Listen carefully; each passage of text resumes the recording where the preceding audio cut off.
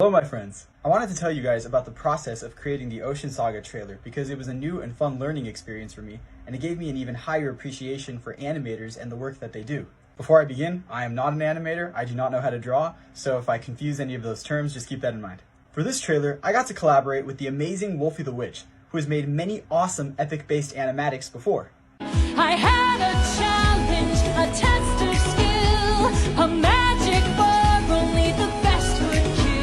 First, I described to Wolfy what the general idea for the trailer was and what I would need from her set of skills. At its core, I needed 14 seconds of Odysseus with a terrified expression on his face as he looks at something off screen, and then I needed 14 seconds of Poseidon with a serious and angry expression on his face, slowly turning into a sadistic and crazed one. I showed her the Ruthlessness trailer version music and described to her what the timing would be for these different expressions, and she got to work. First, we set out to determine what the general designs for Poseidon and Odysseus would be in this trailer. Wolfy would ask very awesome and thoughtful questions. For example, do I see the gods, and Poseidon in this case, having pupils in their eyes or not?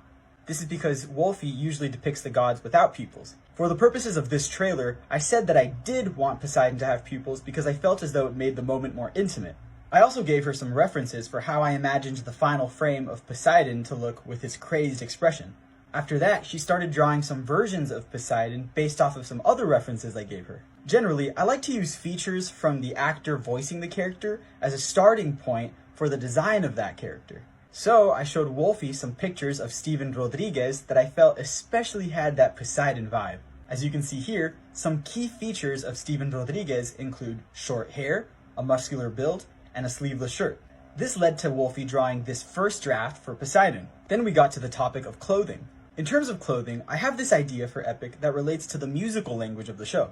If you recall, the musical language of Epic is such that the more magical the locations, events, or characters in the show, the more electronic elements are incorporated in the music.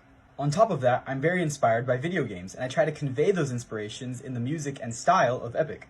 So, the general idea I have for outfits in Epic is a stylized version of Greek warrior armor that incorporates subtle glowing light strips that would become more prevalent the more magical a character is. These glowing light strips, when they're more noticeable, would be reminiscent of something we might see in the likes of Tron Legacy.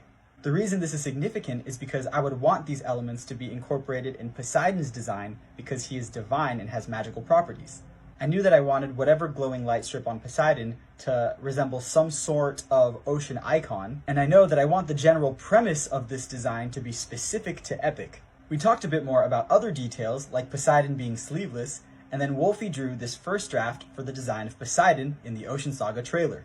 I have so much more I want to talk about, but I'm going to have to split it into parts because this is all I was able to show today, but stay tuned for more.